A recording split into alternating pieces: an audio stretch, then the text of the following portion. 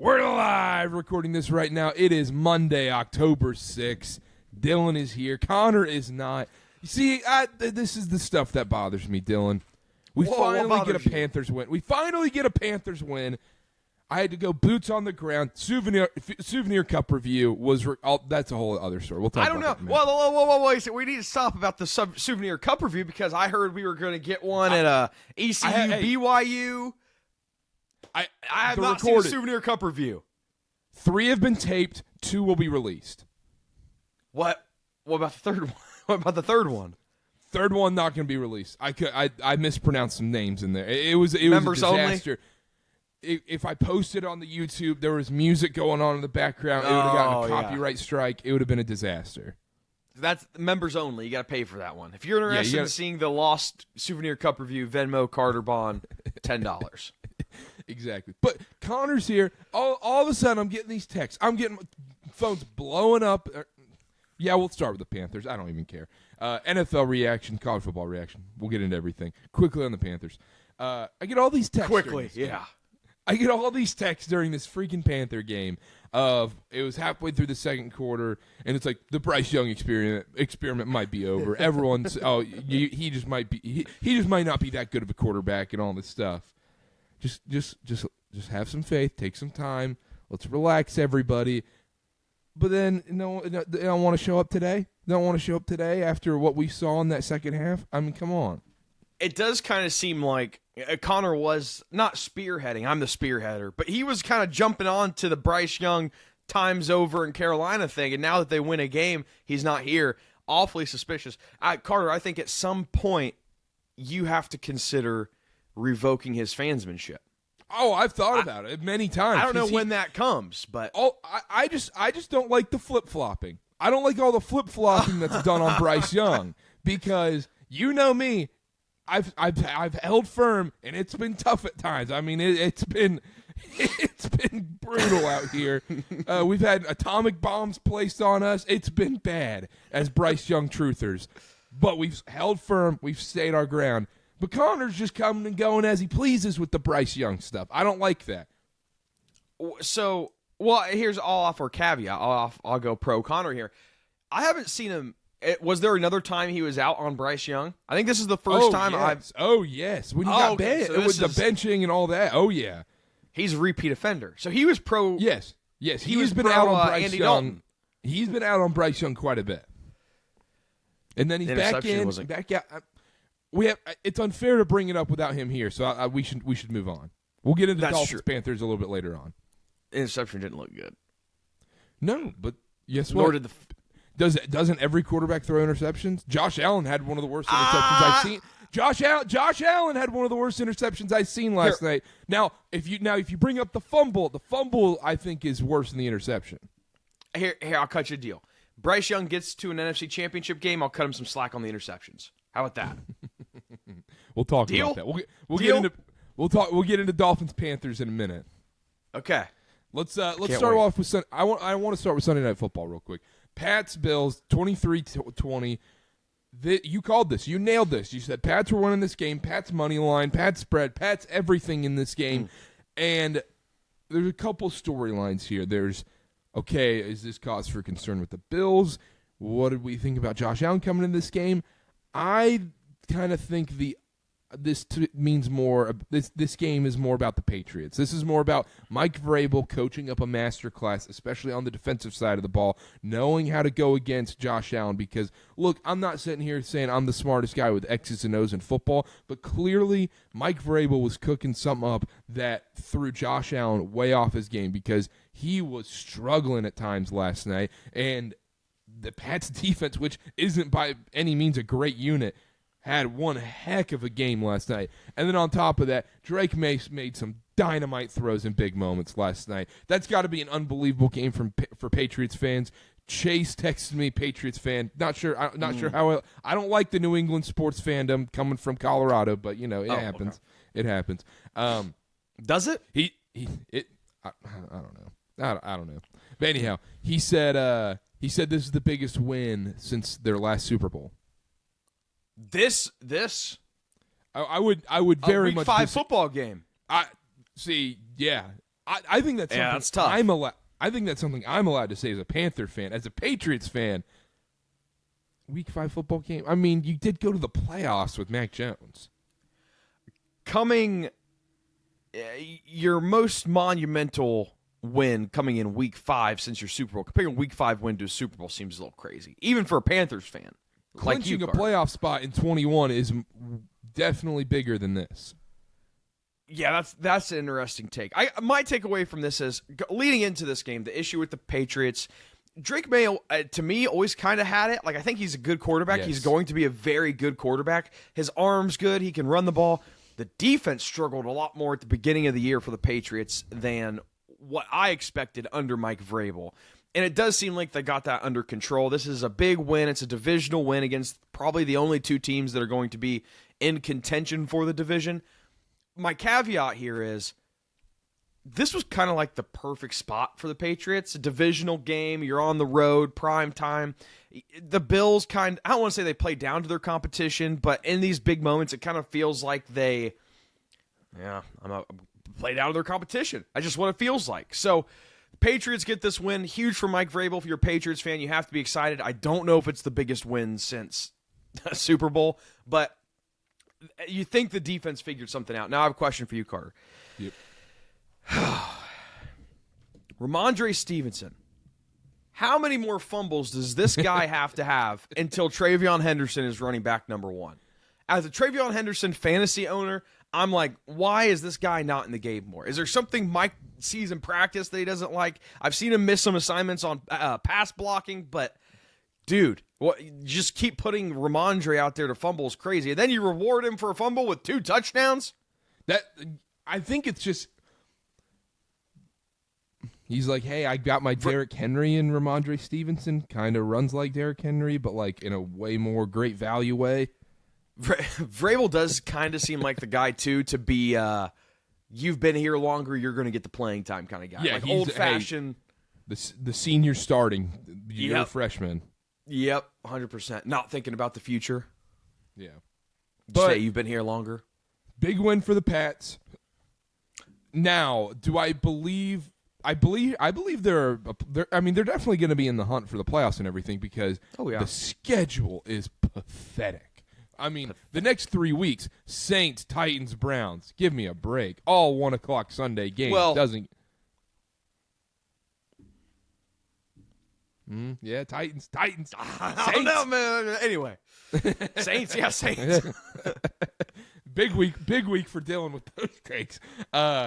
But yeah, no, they have a very easy schedule. Now, like, and I don't think Patriots fans do either. Even the most delusional ones think this is going to be, a Super Bowl contending team or anything like that. But I think they are going to make the playoffs. I mean, especially in the AFC right now, because no one's coming out of the North outside of probably the Steelers or whoever wins that division.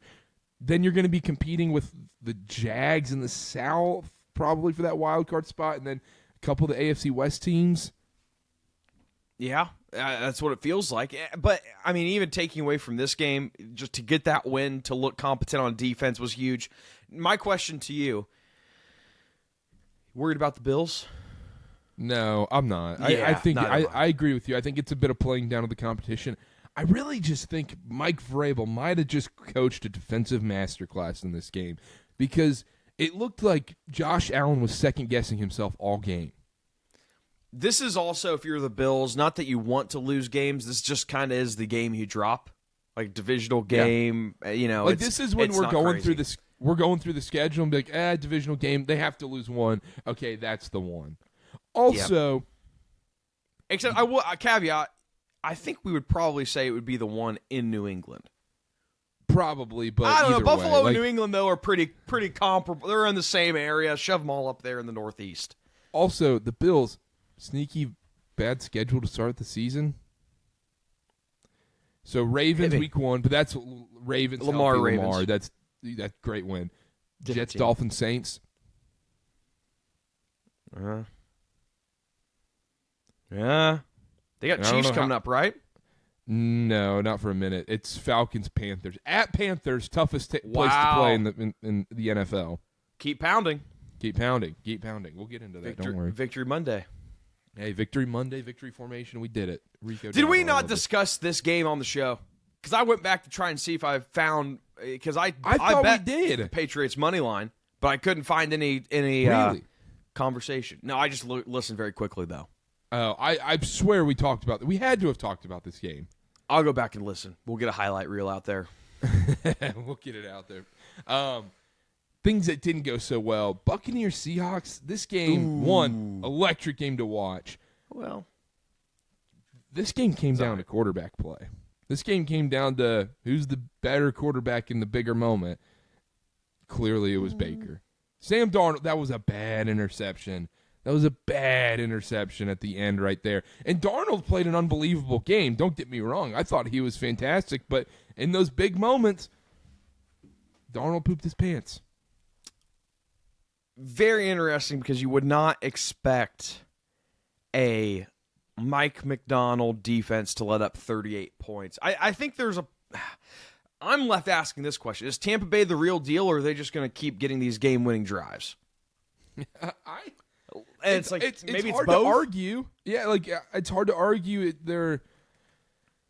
I don't know. Part of me is also like, is this Seattle secondary just not that good, or was it just Baker dicing them up, or maybe a little bit of both? I don't know, but there's just a part of me that still does not believe in this Buccaneers team as a legitimate threat. I don't know why.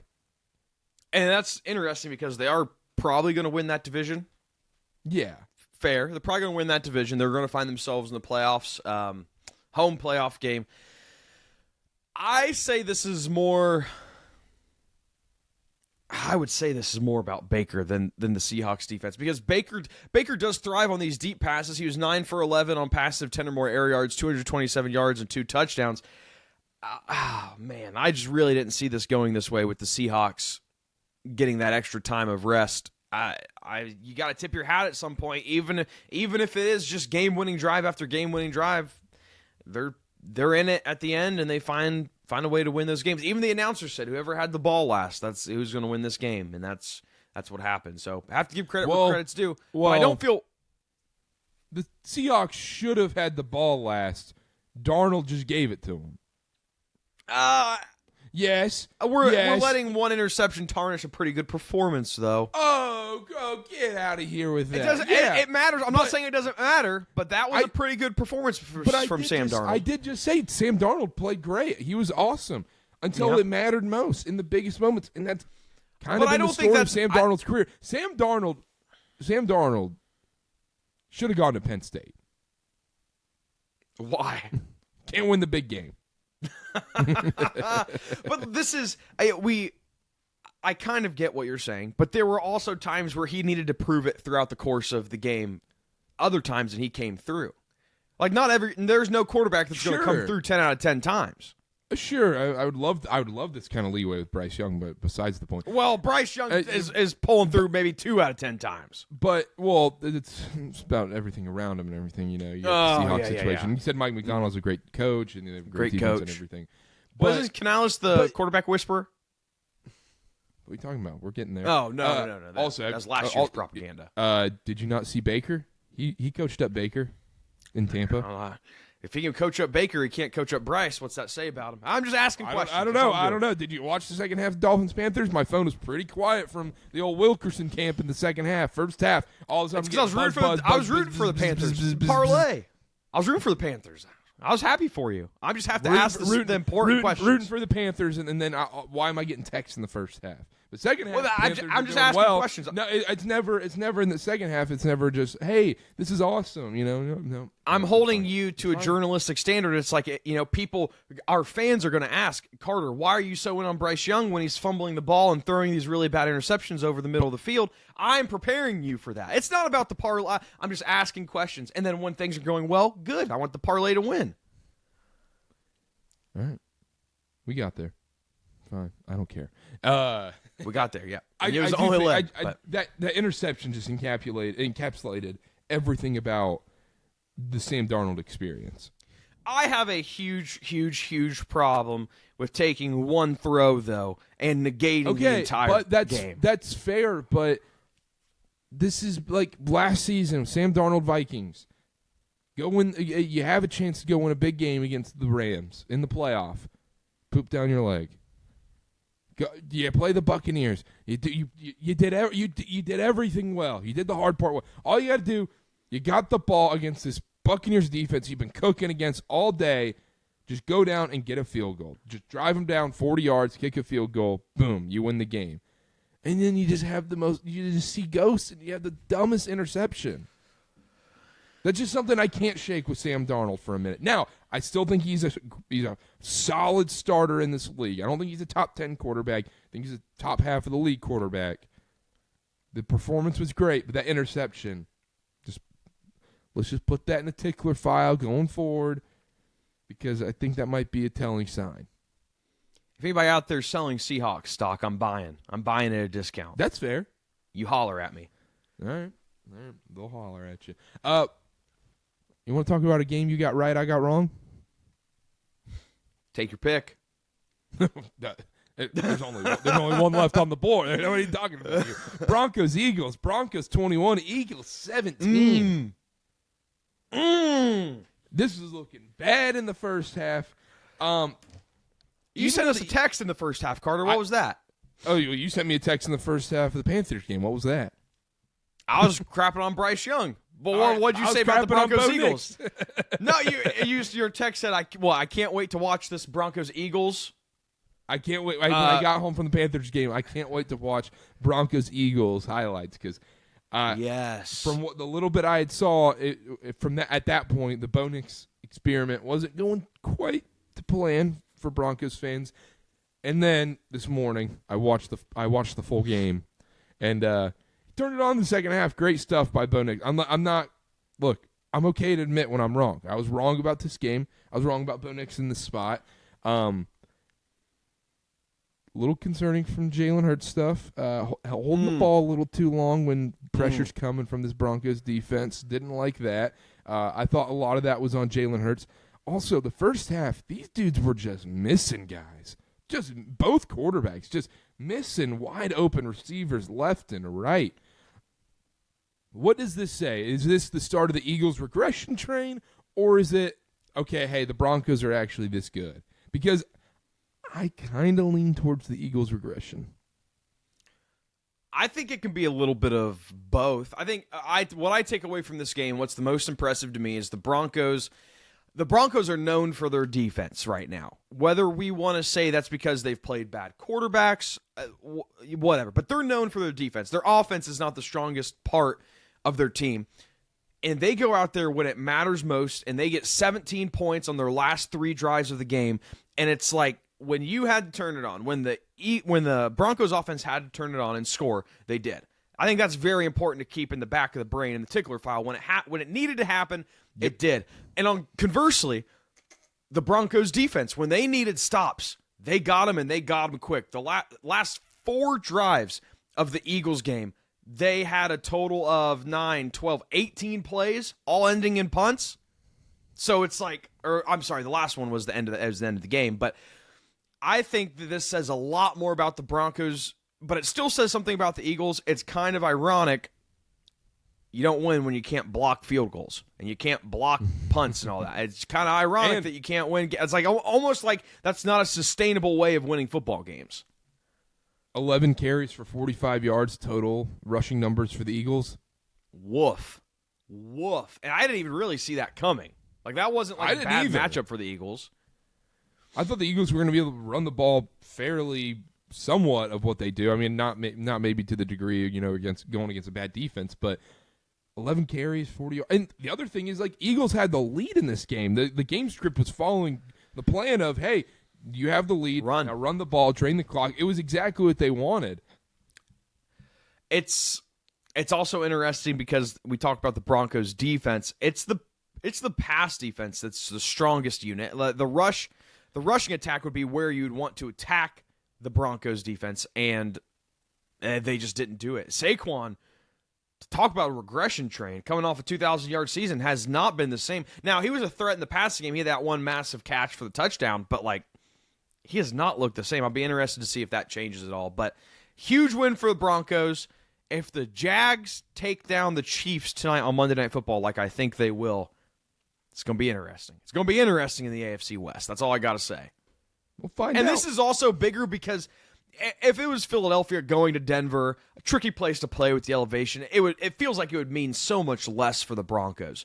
But it's because they went to Philadelphia in front of a rowdy home crowd and they got this win. I mean, this just, if you're a Denver fan, I don't think I've ever met a Denver fan, but if you are a Denver fan, got plenty in my life. Has to feel huge. Has to feel huge. Yes.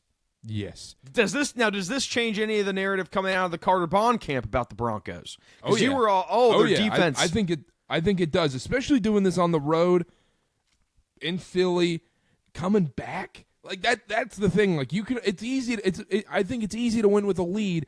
Having to come back in that spot against a team like Philly that is notorious for being able to run out the clock, get this game out of reach, and then just time of possession, get it to third and short, push it, and just kind of rip your heart out that way. And the fact that they were able to come back in this game in the way Bo Nix did, also, what a ballsy call to go for it on that 2-point attempt. Love that from Sean Payton. And also, hindsight's always 2020 because people would have hated that. If they didn't get it. Yeah. But are we done with serious analysis? Can I complain about something? Go for it. DraftKings, or maybe it was FanDuel, live profit boost. I think it was FanDuel. Live profit boost, 3 to 5 p.m. I'm going through everything. Ravens plus 27.5. That seems interesting. Broncos, when they were down, 17-3? 17 to whatever it was? They were live money line 1,200. I said, I've seen this Broncos defense I've seen this Broncos offense be pretty stagnant. There's no way they're scoring here. Passed up on it. So tough. I know nobody's going to care, but you know what I use mine on? Panthers money line? It was in the 4:00 games. Titans money line. T. Higgins touchdown. I had Titans spread yesterday. Love it. Love it. Spread. Quickly, in the AFC West, Commanders, Chargers. We have to be somewhat worried about the Chargers now, right? Herbert interception. This is also another regression train we could have seen coming because Herbert looked great throughout the first 3 weeks. Not so great the last 2. Against the defense, this Washington Commanders defense, not the best. That's a little concerning. It is a little concerning. Plus, it's at home. Maybe Herbert just can't do anything against the NFC East. The NFC East just owns Herbert because the Giants and Commanders taking the wins because, Herbert looked great against the Chiefs and the Broncos. I think are very solid defenses. I don't know. I don't understand what's going on. I still believe in. I still hold belief in this Chargers team, but yesterday was very concerning. The Giants won. I get it. On the road, going to New York. They're starting a rookie quarterback. You don't have a lot of film on. They're hyped up for it. Crowd's going to be bananas. You barely lose that game, whatever. Yesterday, the Commanders were thoroughly the best team in this game, and it wasn't even remarkably close. Yeah. Jane Daniels is back spamming the Deebo Samuel button. 11 targets for 96 yards, 8 receptions. I think that's not for nothing. And also, if there's any question at all, Krosky Merritt, RB1 in Washington, 100 and some yards, 111 yards on 14 attempts. If there's any question there, that answers it. So, tough if you're a Chargers fan. That's tough for my Chargers stock, but I'm still buying. Still buying if you're selling. I'm buying. I got buy orders on the Seahawks. I got buy orders on the Chargers. I love it. Titans, Cardinals. I mean, if Cartoon Network had a game, it would have been Titans, Cardinals. It seems like you could have insert that cartoon slipping sound just about at any point. And, like you're slipping on a banana or something. I have a take that I texted you guys. I posted it on Threads. I think the Titans are simultaneously the worst and the luckiest team in the NFL. Yeah, I think that's a great take. The Broncos game, it feels like they being the Broncos, turn the ball over 4 or 5 times. We still find a way to lose by 8 points. This game, I love the Titans. I've been very clear about what I expect from the Titans this year. We didn't win that game. It was the interception that turned into a fumble, that turned into a touchdown. It was DiMercardo dropping the ball before the end zone. I mean, it was just we didn't win that game. Cam Ward had some great throws, especially when it mattered most. That throw to Calvin Ridley was amazing, but we'll take it. We're rebuilding. It was fun to watch. It was fun to win a game. Abby was actually out of the house when the game ended. She came back. I told her the Titans won. I don't think I've ever seen her more shocked. She made a comment on the way to McDonald's. She was like, "The Titans haven't won a game, right?" I said, "No, the Titans haven't won a game." So it was good for as a Titans fan, but it wasn't it wasn't our doing. This is the Cardinals. This is what it is under Jonathan. We saw the Panthers game earlier this year. They tried handing the Panthers that game. They're like, "Here, Carolina, please take this game away from us. We don't want to win." And the Panthers like, "Nah, no, we'll let you have this one. It's fine. It's like people trying to pay the check at dinner, and nobody wanted to win this one. And then the Titans were just like, yeah, we'll take it. You can pay that. Yeah. You can pay the bill." Yeah, that's quite literally it. Now, if I could find a bright spot for Titans fans, it is a little bit reassuring that the Cardinals started out so hot, and we seemed to figure them out defensively at the end. Mm-hmm. It got better as it went. We made the right adjustments. We don't need to spend too much time on this game. My thoughts on the Titans remain the same. Have some fun. Let's hope Cam Ward makes a couple good throws. Maybe steal a couple games here or there. That's kind of what we did. But this was not – I can't sit here and say the Titans looked amazing. They didn't look amazing. There were a couple good throws, and the Cardinals blew this game away. Karter, what is it going to take for running backs, receivers, to just hold? If I'm a running back, I am holding that ball until I go through the back white of the end zone. There is no payoff for even dropping the ball remotely close to the end zone. Should you get fined at least six figures for something like that? By who? The team. I mean, because if you show up to practice late or you miss practice or something like that, miss walkthroughs, you'll usually get fined by the team. You do a stupid play like that, fumble the ball, drop it, celebrate before you're in the end zone. I think you should be fine. It should be a hefty fine from the team. I think that's 100% fair. I would say I don't know. I'd say just bench. Like you just don't play. I think a fine hurts more than the benching because you're going to need that player the next week. Like, look, DiMercardo is going to be playing for the Cardinals next week most likely, or Donnie Mitchell or Adonai Mitchell, whatever, for the Colts. He's going to need to play throughout the season. But guess what? If all these guys know, hey, you get hit with X percentage of your contract, DiMercardo, $50K fine for doing that. You think he's holding that ball going into the end zone? I don't. The fine would have to be big enough to mean something. That's what I'm saying, and I don't think it should be a flat rate. But at the end of the day, though, the fine structure has to be proportional to the offense. Like that's why I said X percentage. No, but it has to be proportional, to other offenses. Like if you have someone getting fined for gross misconduct, like you can't have fumbling the ball before the end zone being more of a fine than I don't know. Well, now that you bring it up, I have a bone to pick real quick that I just thought of. This happened in the Seahawks-Bucks game, but I think it applies to everything. Or maybe it wasn't the Seahawks-Bucks game, but there was a case where the clock was running down, someone had the lead, the team got the first down, player slides instead of going out of bounds or scoring a touchdown, right? Yes. And then announcers say, "Oh, what a smart play, what a smart play." At what point do these quote-unquote smart plays just become the expectation? Like a smart play is only a smart play for so long until it's just a play. Like, come on. Everybody in the NFL should know no. You just slide and go down. I think you're thinking it's the right play, not the smart play. I get what you're saying. I kind of just don't care. It's a smart play. Hey, yeah. But if everybody's doing the smart play, it's no longer a smart play. And if you got Quinshon Judkins out there sliding after a first down, everybody's doing a smart play. It's not a smart play anymore.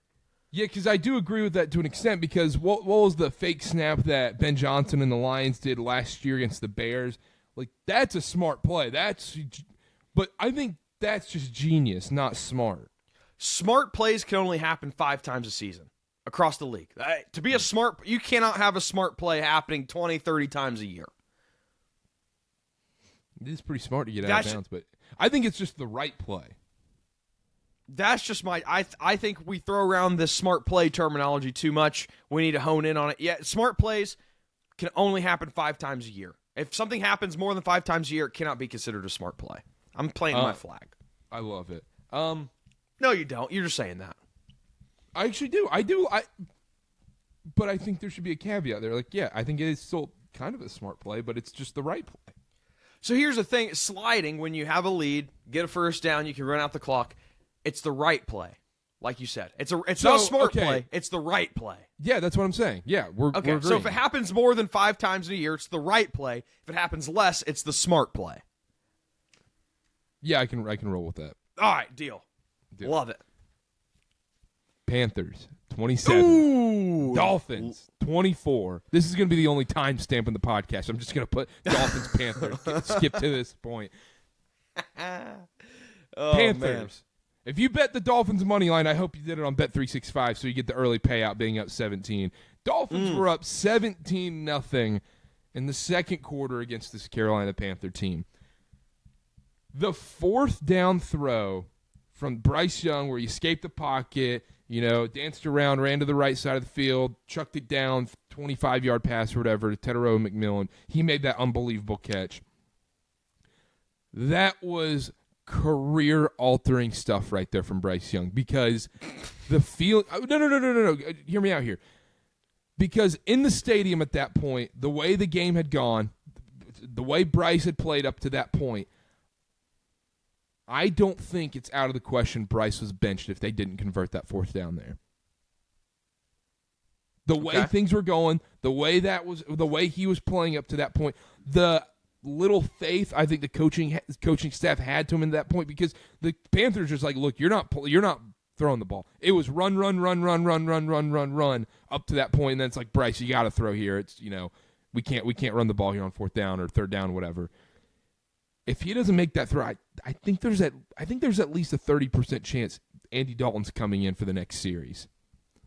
And that throw right there was career-altering stuff. Now, I don't know what the rest of Bryce Young's career is going to look like. I don't know, whatever.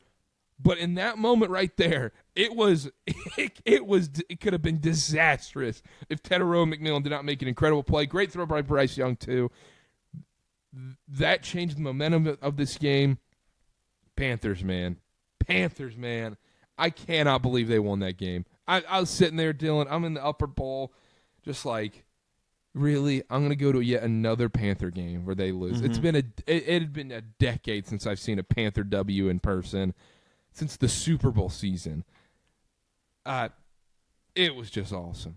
It was just awesome seeing a win in person like that. Rico Dowdle, give this man every trophy imaginable. 23 carries, 206 on the ground, and a touchdown. Great in the receiving game as well.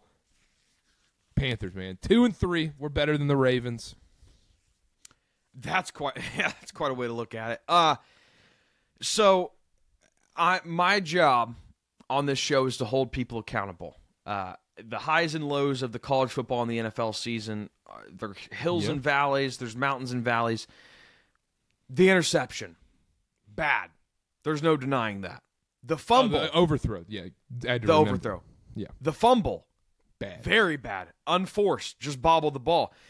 Now, I had to go back. When we get into the thick of it, you can't watch every game. You got to go back and watch highlights. You got to go back and watch specific plays. So very interesting. I'm going back and I'm watching this throw to Tet McMillan. The play's over. The play is the receivers are scrambling to make something happen at that point. Not concerned. Throws a little low.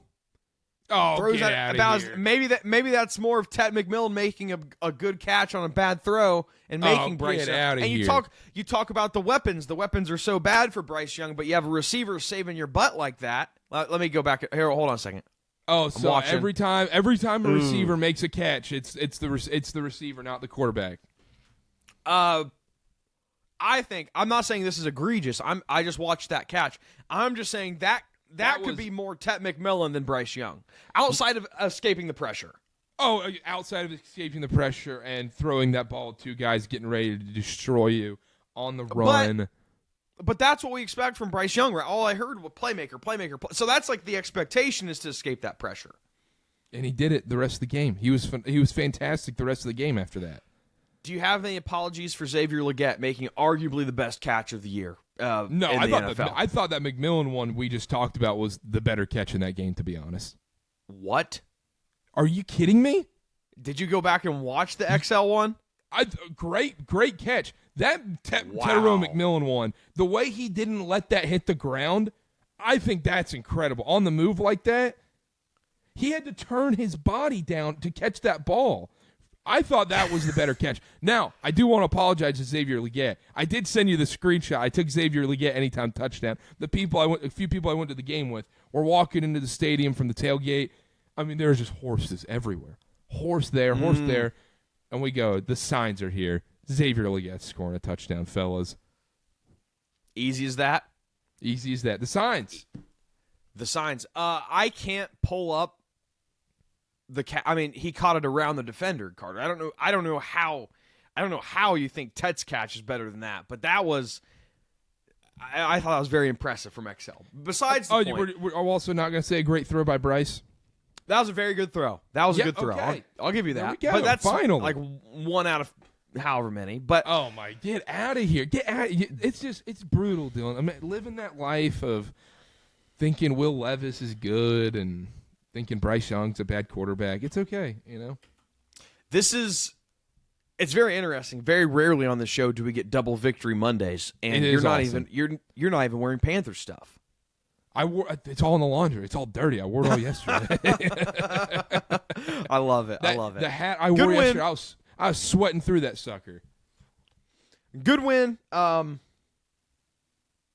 Dolphins panic. Yeah, Dolphins, McDaniel. Yeah, you can't lose that game with a 17-0 lead. Yeah. You can't lose that game, especially against this Panther defense. You were honestly dicing up for the majority of the game, and A-Chain against this run defense, you go 14 carries, 19 yards against this run D.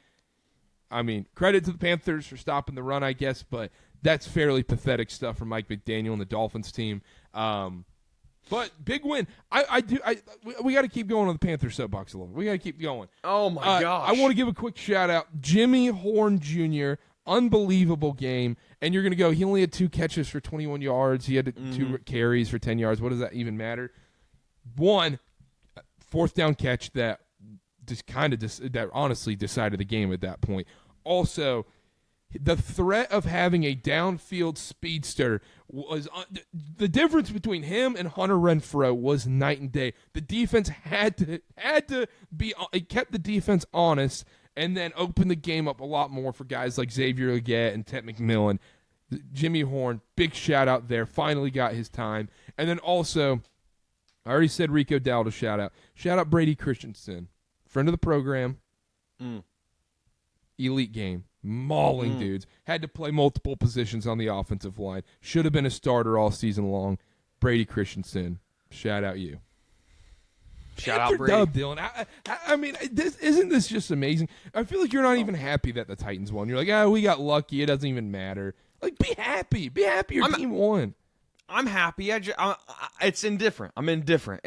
My life doesn't change with the Titans win or loss like it does a Michigan win or loss at this point. We're not playing for anything. Then you're not a fan. Then you're not a fan. No, I'm a fan. I'm going through it right now. But it's just Cam Ward. Couple good throws. That's all I need. And I'm happy. I'm happy with that.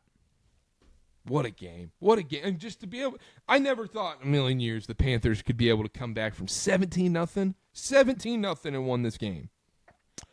Bryce Young the guy? Yes. Why do we need to? Dylan texts me. This is who Dylan is, man. It's Bryce Young throws the interception and everything. Oh no! And I just get a text from Dylan said, Karter, we need a State of the Union on Bryce Young. Did I text that? No, I did in person. In person, yeah. Yes. You said we need a State of the Union Bryce Young, and then we didn't get one post game. I was going to do one, and I don't think Dylan wanted it. I find it very rich that you're still on the train. Just keep it going, keep it going. Be? It's just good for well, because Karter, he dropped the ball. He wasn't even getting tackled. I didn't get to watch this. it. You just did this with Sam Darnold. We're just going to pinpoint to those 2 plays and just not talk about anything else that happened. Yes, because we have a history with Bryce Young to where those issues and we don't have a history with We don't have a history with Sam Darnold. He's seeing Casper the Ghost with every cornerback in the league in a big game. Sam Darnold threw for 400 yards and 4 touchdowns yesterday. Bryce Young threw for less than 200. So we're going to sit here and we're going to compare Sam Darnold and Bryce Young? Say it's the same situation and I'm doing the same thing you are? That's being a box score Billy at that point. So can you show me where the rest of the yards come from? Why do the yards matter at that point? Just because he threw for 400 yards, it doesn't matter. Hot take, I'm going to say the more yards you gain, the more likely you are to win a football game. Hot take. That's like saying every Pac-12 quarterback is the best quarterback in college football because they would throw for 500 yards. Are you going to pick every year? Are you going to compare college football to the NFL? Where there's 32 teams compared to 136? But that's a bad argument right there because it's kind of empty calories. I know a Big 12 a little quarterback bit. that ended up being pretty good. Big 12? Yeah.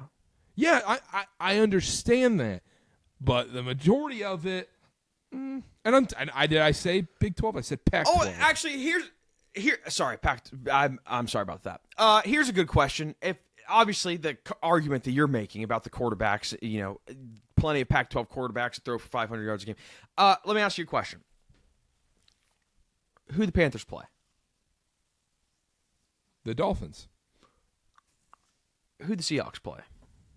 The Buccaneers. You think maybe the Buccaneers are a bit closer to a Big Ten defense than the Dolphins? The Dolphins maybe a little more Pac-12-ish. Maybe a little more Pac-12-ish out of the Dolphins. Also, I hate the blanket argument of, well, he threw for more yards, he's better. Or completion percentage. Like, completion percentage is the most BS stat we use in this sport. Okay. Let's go. Drew Aller, if we use completion percentage in football, Drew Aller, he's the best quarterback in college football. 80% completion percentage. That's some fun 2-yard throws. So I never use completion. Is there any stat? No, I know that was like a different argument. That was I wasn't saying you said that, but is there any stat you would like to use to compare Bryce Young's performance to Sam Darnold's yesterday? I'm not saying Sam Darnold played. I'm not saying Bryce Young played better than Sam Darnold. I'm saying that you're just looking at these 2 plays that happen and disregarding the rest of the game. And then, no, you were. But I do think Bryce Young's 2 turnovers much worse than Sam Darnold's 1 interception. Karter, Bryce Young dropped the football. He just let it go. It wasn't even like he was under. He dropped the football. Sam Darnold's turnover cost him the game, though. That's fair, but also let's not sit here and act like if the Panthers were playing the Bucs, they would beat them by 3. Well, okay. Let's not sit here and say that it would come down to a Sam Darnold game-winning drive against Panthers the Dolphins. should have beaten the Bucs last year if it wasn't for Chuba Hubbard fumbling. So then, crazy turnovers costing games, crazy. But that's what I'm saying is in the big moment when it was time, game-winning drive, go get the win right there. Bryce Young did it in that spot. Sam Darnold, bad interception. So Bryce Young had a better game than Sam Darnold. What? So Bryce Young had a better game than Sam Darnold. No. Because of 1 play? No. I just think those parts of the game do matter. I'm not saying Sam Darnold played better than Bryce Young. We are also sitting here and having these conversations and comparing these 2 performances again when one team played the 1-4 Miami Dolphins and the other team played the division-leading Tampa Bay Buccaneers. Probably one of the better defenses in football. You have to play who you play. Dylan. I understand that, but that doesn't mean we have to sit here and say, "Oh, well, stats don't matter." Because we play who we play. We play who we play, and we add that context into the conversation we're having. But what you're not understanding is I'm not saying Sam Darnold had a worse game than Bryce Young. I'm not. You're trying to point out a logical fallacy that I'm saying by, you're not looking at Sam Darnold's, but you are looking at Bryce's, but we can't sit here and add the context that it was against the Dolphins. But but in the big moment, that stuff does matter. So what do you want to sit here and talk about dog factor, Carter? You say Bryce Young has more dogs? Sure. But this is what we talk about all the time when it comes playoff time. Guess what? The Chiefs throw all their stats out the window come playoffs. You get the ball, 2 minutes left. Mahomes is the guy you want. That stuff does matter in the big moments in the playoffs. You have the ball, 2 minutes left. You're down 2. No, you're down 4. I'm you want taking Bryce Young or Sam Darnold? Bryce. No, oh my! Yeah, I am. Carter. No, that's because you're a Panthers fan. You're going to assume the risk of Bryce Young just dropping the football in the backfield. Well, let's look it up. You're over there typing. You're over there looking something up. Sam Darnold game-winning drives. You're not going to find it. I'm not, because the first thing that came up tough. was it's tough to Sam find. Darnold's won 46 times in his career. I can go out on a limb and say Sam Darnold has not had 46 games. Yeah. That's the first thing I can find. Hey, listen, Bryce Young, whatever. He had a couple good throws, but to sit here and say you want him over Sam Darnold because of the performance he just put up against a top 7 defense in the football compared to what Bryce Young did against a bottom 5 defense, it's just you're taking 1 week and you're excited because the Panthers won. I get it. You're pumped. Here's the difference, though. You talk about the playoffs. You talk about who you want. We're not even going to have this conversation because the Panthers aren't going to be in it. And the Seahawks are. That's a Panther argument, not a Bryce Young argument.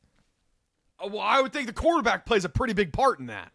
Oh, but you know this. The quarterback isn't everything. Come on. No, it's not, but it's a big part. Cam Ward goes on the Seahawks. Cam Ward's playing in the playoffs. Sure, I'm not going to deny that. But the quarterback is a pretty big part. Sure, that's what I'm saying. If Bryce Young got to that point, he would be there. But the problem is, the Panthers as a whole, when you have one of the worst defenses in the league and very limited weapons, you're probably not going to the playoffs. I have bad news for you. The more games you win with Bryce Young throwing under 200 yards and an interception and a fumble, the worse that argument that you just made gets. The things around him are falling apart and crumbling. The worse that argument gets. That's fair because Rico Dowdle had the game of his life. 203 yards. Shout out Rico Dowdle. But also, I got the stat here. It's from Pro Football Reference, so we'll double check here. Sam Darnold, been in the league since 2018. 12 game-winning drives. But yeah. Okay. 5 years. 5-year difference. How many meaningful matter. years? How many meaningful years has he been in the NFL? Oh, but then we don't. So Bryce Young's first 2 years just don't count then. Because those were just as meaningful as the first 4 of Sam Darnold's.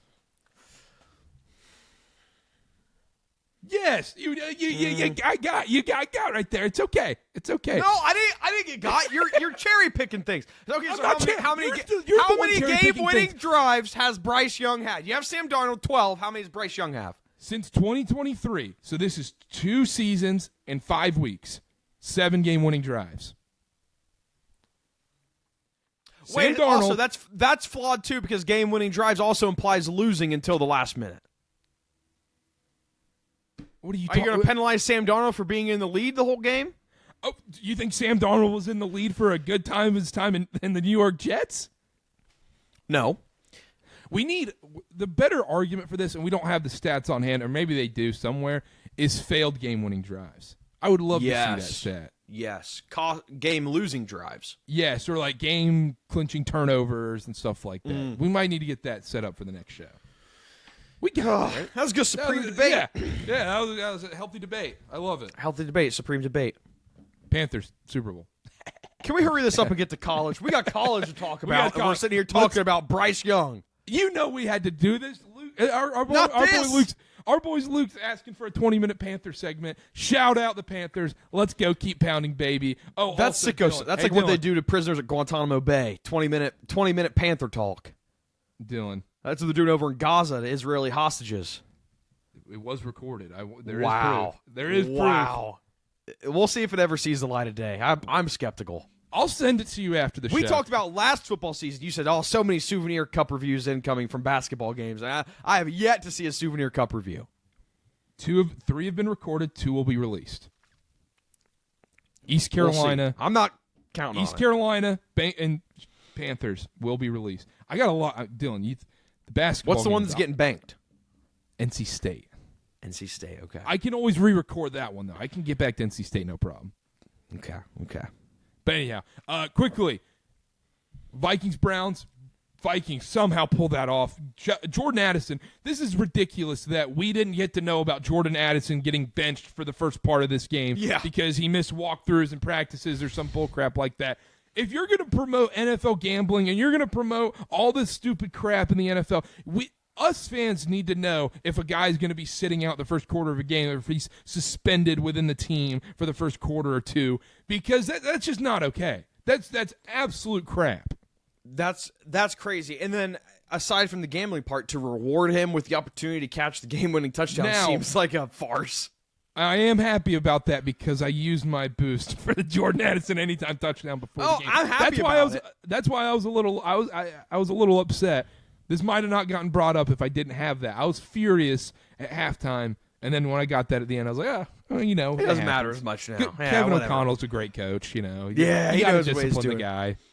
So we have conversations about Vikings quarterback talk. No one brings up Cam Akers. Cam Akers Maybe Cam Akers QB1. I bet Cam Wentz, Akers anytime touchdown, that 100% should count. Yeah. Carson Wentz, the stats don't look bad. 25, 34, 236, 1 touchdown, no interceptions. At no point in this game did you ever feel confident with Carson Wentz in that backfield. I'm ready to see J.J. McCarthy back on this team. Yes, 100%. And you think that's this week? You think he comes back this week? I back hope on the so. homeland? They have a bye this week. They have a bye this week coming. Oh yeah, he's coming back the next game then. I don't want to see the Carson Wentz experiment anymore.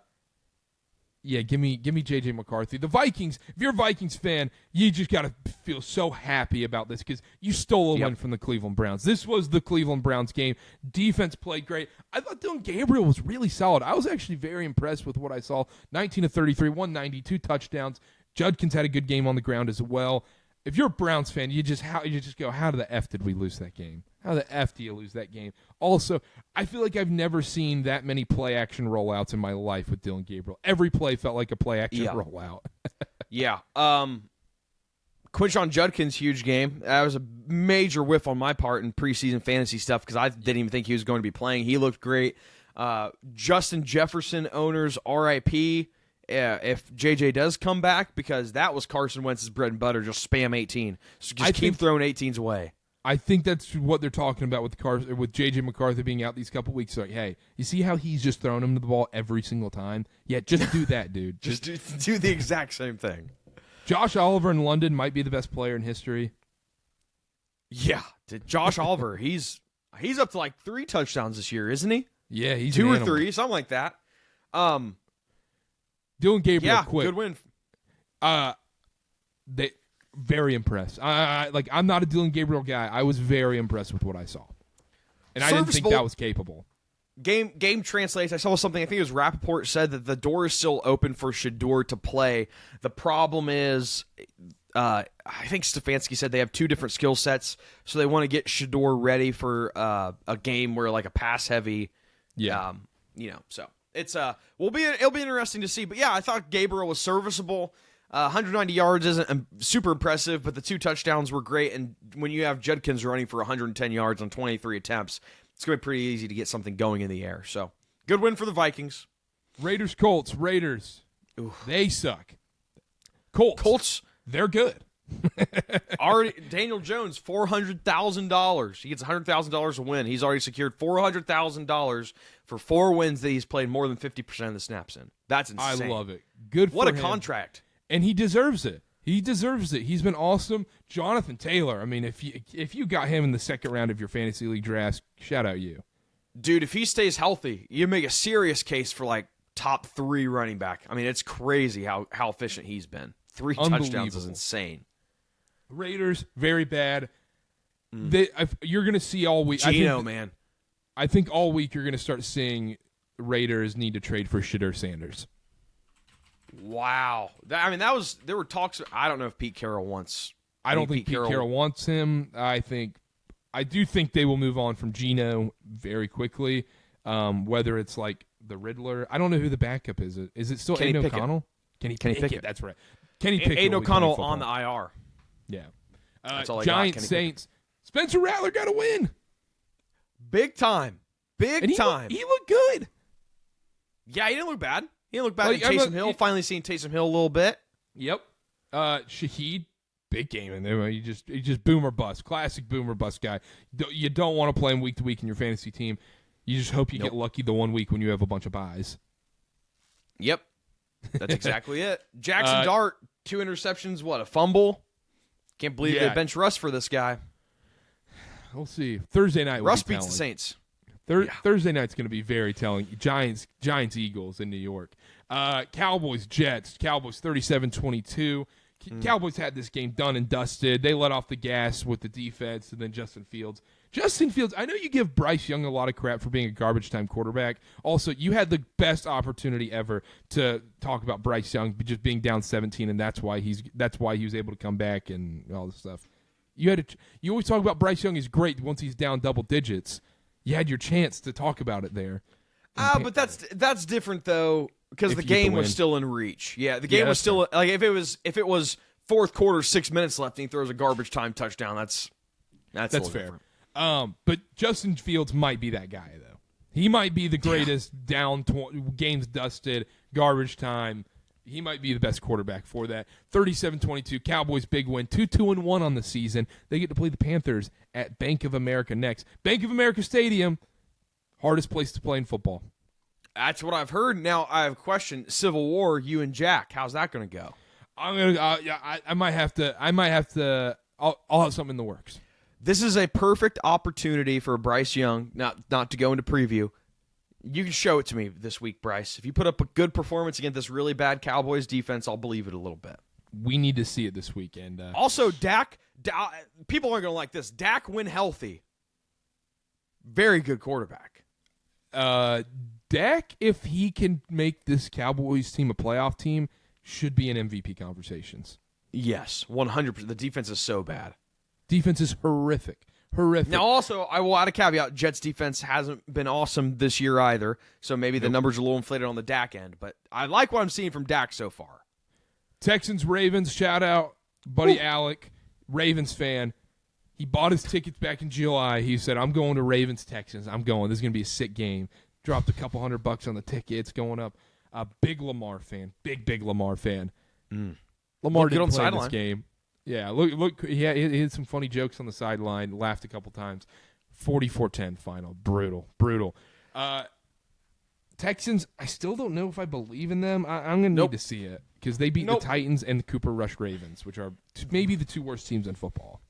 This means absolutely nothing for the Texans other than it's a win added into the win column. It also goes to show you how run game doesn't matter if they don't fear your pass game. Cooper Rush, 3 interceptions, and Henry, 15 attempts, 33 yards. He did get a touchdown, but 2.2 yards per carry is not going to cut it if you're the Ravens. Nope. You have to get them to fear the pass attack, which is funny. It's normally the inverse. You have to fear the rush attack to open up the pass, but they know Cooper Rush can't throw the ball. Yeah, tough week ahead for the Ravens until Lamar comes back. Love it. Lions, Bengals. Lions. If they are a double-digit favorite against a bad team, it's the easiest bet in sports. Jake Browning, 3 interceptions, man. Where's the magic from that playoff run? Where is it? I don't know, but you just move on. Just move on. I mean, you're 2-3 at this point. You have a chance to do something. You do. This division's not good. The Steelers are the best team in the division now. The Ravens are done. You don't have to worry about the Ravens anymore. If the Ravens lose one more game, they're probably for sure toast, even though I think they're already toast with that defense. The Browns, they have a frisky defense, but they don't have the quarterback play to get it done. You have a chance to go out and get a quarterback, and you can make it to the playoffs. Go get an Andy Dalton. Go get a Sam Howell. Someone like that to bring in your building to what? Kirk Cousins. I like that way more, but a lot of money. Yeah. You got to make a trade. Jake Browning's just not the guy. Lions, very good. I mean, I just love betting on the Lions as double-digit favorites against bad teams. Dan Campbell just kills it every single time. He dominates these teams.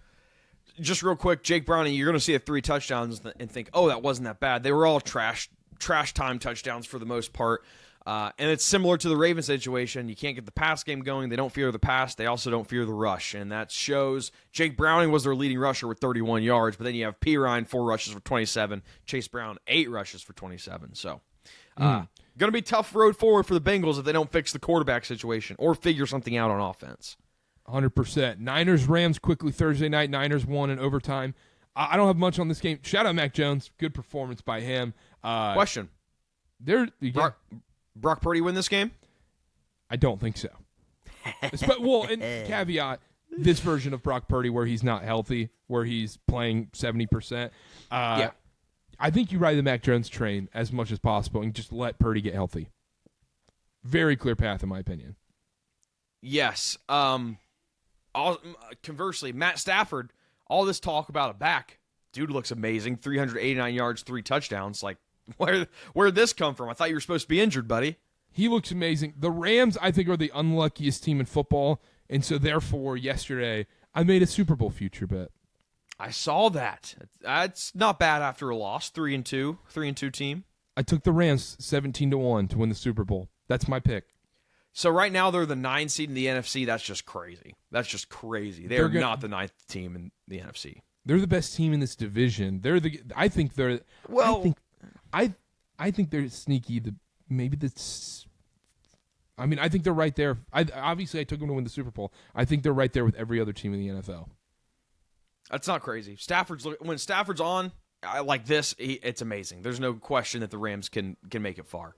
I love it. All right, that's it. Keep spamming the Puka button. Spam Puka. I love it. That's it for the NFL show.